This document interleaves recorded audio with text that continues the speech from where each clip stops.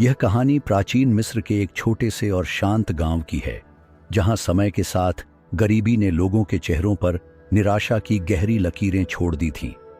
हालांकि वहां के लोग सीमित संसाधनों के बावजूद जीवन की कठिनाइयों से संघर्ष कर रहे थे, लेकिन उनकी मेहनत और धैर्य वास्तव में सराहनीय थे।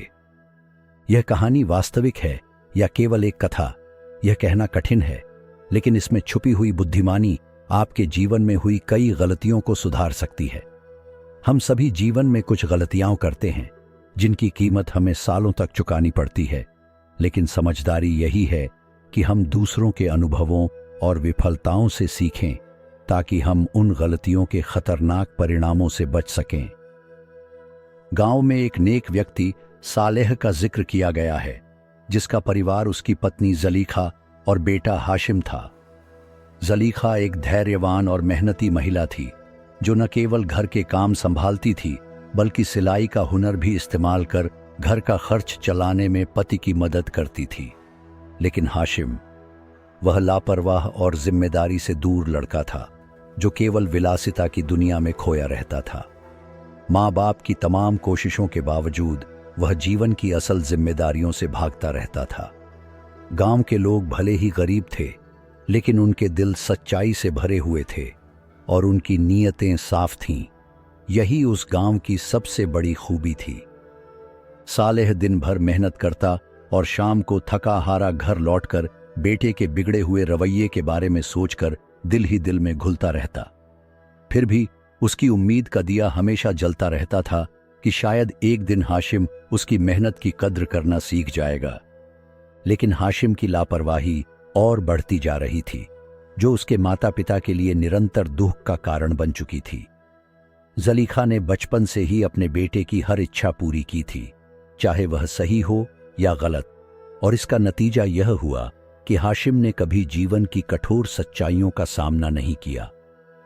25 वर्ष की उम्र तक पहुंचने के बावजूद वह मां के प्यार की छांव में नाजों में पलने वाला बच्चा ही बना रहा। एक दिन वही हुआ जिसका डर था। हाशिम ने गांव के एक गरीब किसान से झगड़कर उसका एकमात्र सहारा घोड़ा छीन लिया और उस पर सवार होकर जंगल की ओर निकल गया। किसान अपनी मेहनत का एकमात्र स्रोत खोकर गुस्से और दुख में भर गया और सीधा सालेह के पास जाकर शिकायत करने लगा। शिकायत सुनकर सालेह के कदमों तले जमीन खिसक गई। जब हाशिम शाम को घर लौटा तो सालेह ने गुस्से और निराशा से उसे डांट लगाई। पिता की आंखों में बेबसी साफ झलक रही थी, लेकिन हाशिम पर कोई असर नहीं हुआ।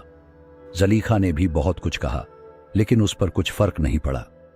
सालेह का धैर्य अब खत्म हो चुका था। उसने निर्णायक अंदाज में कहा, बेटा, अब तुम बड़े हो चुके हो। अब वक्त आ गया है कि तुम अपनी जिंदगी की जिम्मेदारी खुद उठाओ। आज से तुम्हें अपने खर्च खुद उठाने होंगे।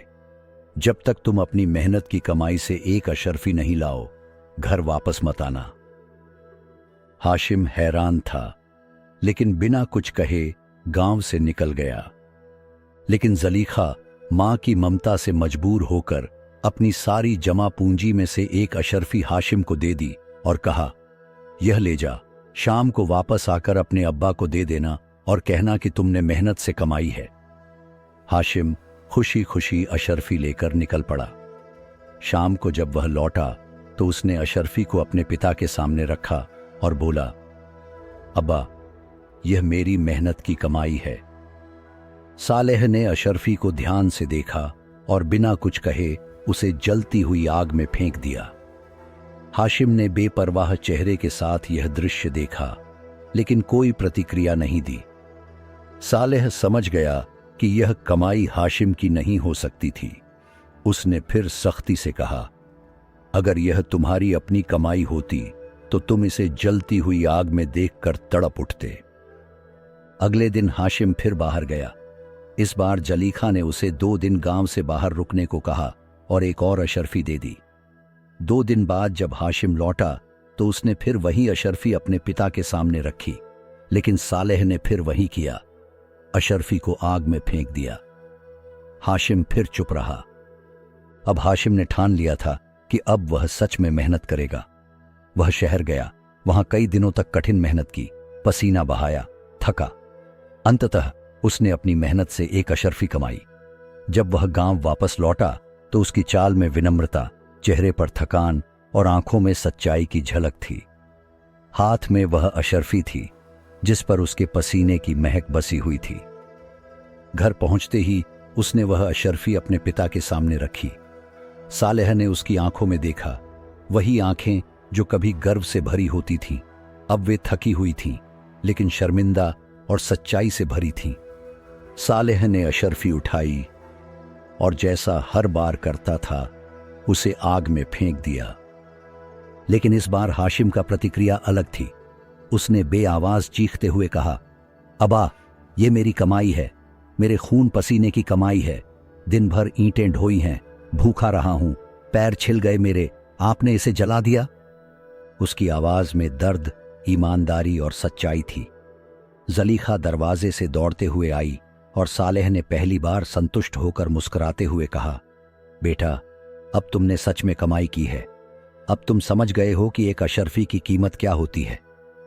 हाशिम ने अपने पिता के पैरों में सिर झुका दिया। अब्बा, मुझे माफ कर दें, मैंने बहुत देर कर दी, लेकिन अब मैं बदल चुका हूं। सालेह ने उसे गले से लगा लिया। जलीखा की आंखों में आंसू थे, लेकिन वे आंसू दुख के नहीं, गर्व के थे। कुछ हफ्तों बाद हाशिम गांव के बाजार में एक छोटा सा काम करने लगा। वही लोग जो पहले उससे नाराज थे अब उसकी ईमानदारी की मिसालें देने लगे। वही किसान जिसका घोड़ा हाशिम ने छीन लिया था उसके पास आया और बोला, बेटा, मेरा नुकसान तो पूरा नहीं हो सकता, लेकिन तुमने जो बदलाव दिखाया है वही सबसे बड़ी मुआवजा है। हाशिम ने उसे अपनी जमा पूंजी से एक नई गाड़ी खरीद कर दी। अब वह सिर्फ सालेह और जलीखा का बेटा नहीं, बल्कि गांव के लोगों का गौरव बन चुका था। कहानी का संदेश: धन की असली कीमत वही जान सकता है जो उसे अपनी मेहनत से कमाए। जीवन की असली सफलता तब मिलती है जब व्यक्ति अपनी गलतियों से सीखकर सही रास्ता चुनता है। और हाशिम, अब वह केवल एक नाम नहीं, बल्कि एक मिसाल बन चुका था।